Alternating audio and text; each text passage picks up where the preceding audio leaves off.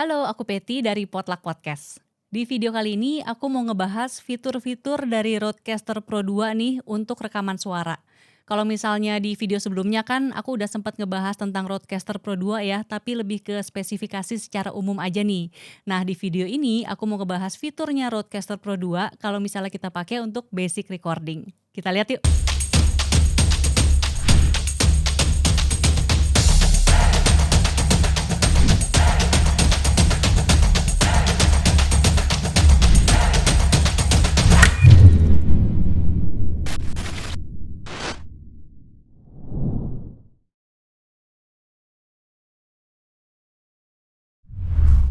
Buat kamu nih para content creator kayak aku, entah itu podcaster, musisi, streamer, atau yang lainnya, Rodecaster Pro 2 ini tuh menawarkan berbagai fitur yang bisa memudahkan workflow kita nih. Di video ini aku mau ngebahas fitur-fitur yang bisa kita pakai untuk rekaman suara pakai kemampuan processing onboard dan juga efek. Sekarang ini aku pakai mikrofonnya Procaster yang dikoneksikan ke Rodecaster Pro 2 pakai kabel XLR. Jadi di Rodecaster Pro 2 ini tuh inputnya ada 4 ya, jadi bisa pakai 4 mikrofon, terus koneksinya itu combo antara XLR dan juga jack 65 untuk instrumen dan line in. Nah sekarang kita coba lihat yuk fitur apa aja nih dari Rodecaster Pro 2 ini yang bisa memaksimalkan hasil rekaman kita.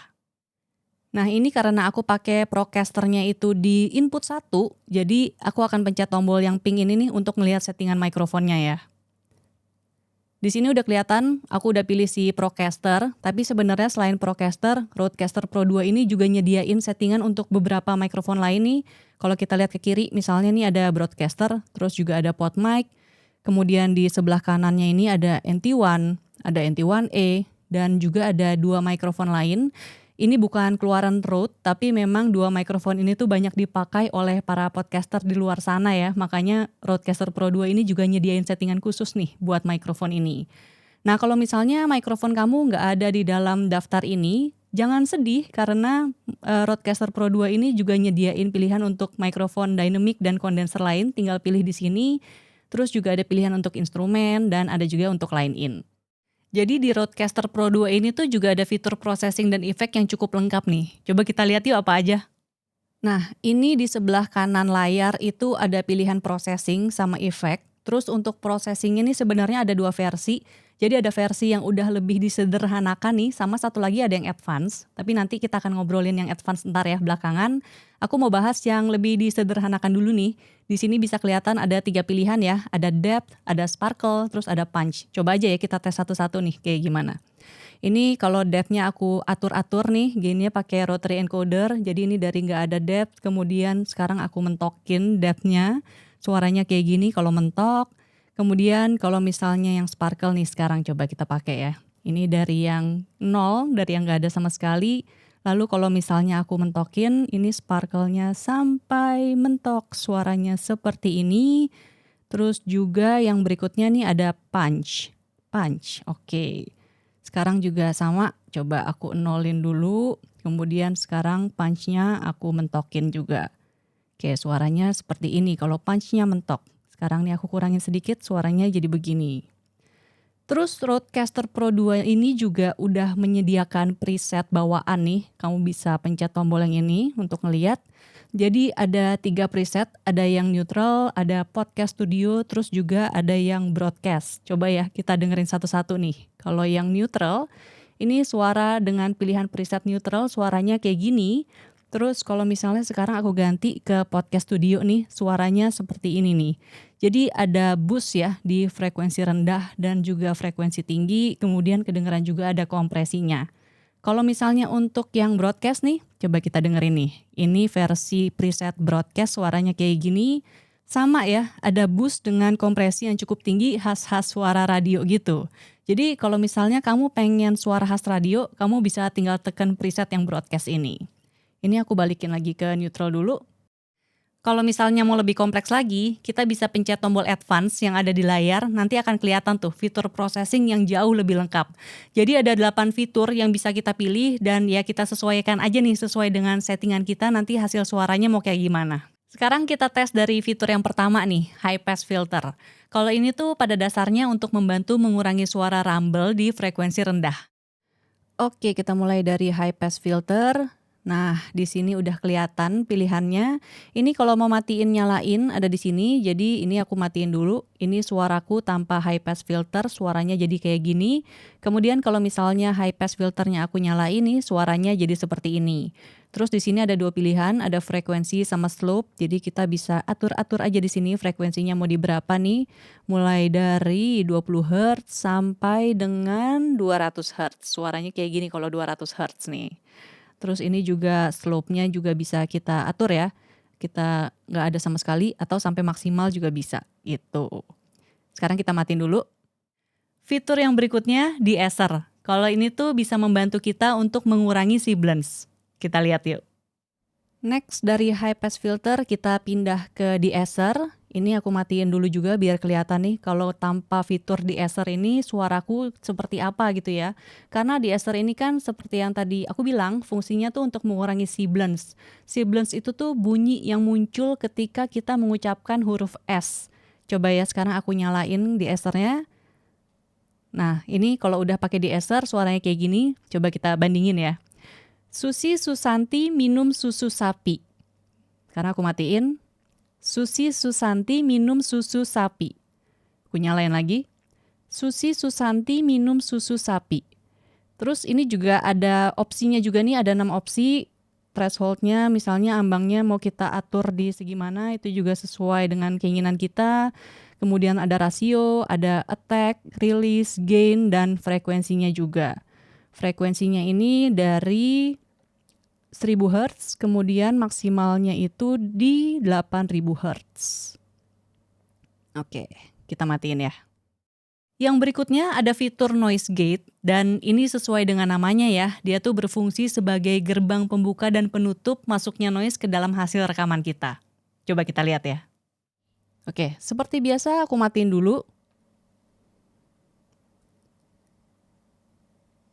Sekarang coba aku nyalain. Kedengeran gak bedanya? Coba ya aku matiin ya. Aku nyalain lagi. Nah jadi nih aku rekaman di ruangan dan AC-nya memang aku nyalain ya. Ketika si noise gate-nya ini nyala, tadi suara AC-nya itu emang cukup kedengeran, dia berkurang noise-nya. Dan sama nih, di sebelah kanan ini opsinya juga ada 6. Jadi kita bisa atur-atur juga threshold-nya, attack-nya, kemudian hold, ada release, ada range, sama ada hysteresis. Pokoknya tinggal kita atur aja sesuai dengan keinginan kita ya. Nah, si noise gate ini memang dia tuh cuman bisa membantu menghambat noise ketika kita lagi tidak berbicara. Jadi kalau misalnya kita lagi ngomong nih kayak gini, itu tuh pintu gerbangnya akan tetap terbuka, jadi noise-nya akan tetap masuk. Makanya memang yang paling baik adalah ya kita rekaman di ruangan yang sudah terisolasi gitu ya, dan juga minim suara noise. Yang berikutnya ada fitur kompresor. Nah, kalau ini tuh bisa membantu suara kita untuk kedengeran jadi lebih padat gitu rasanya. Kita lihat ya. Dari noise gate kita pindah ke kompresor. Ini aku matiin dulu juga biar kita bisa dengar. Ini suaraku yang tanpa kompresi sama sekali. Kemudian sekarang kalau aku nyalakan kompresornya nih, suaranya jadi seperti ini. Mungkin kalau mau denger coba perbandingannya. Susi Susanti minum susu sapi. Susi Susanti minum susu sapi.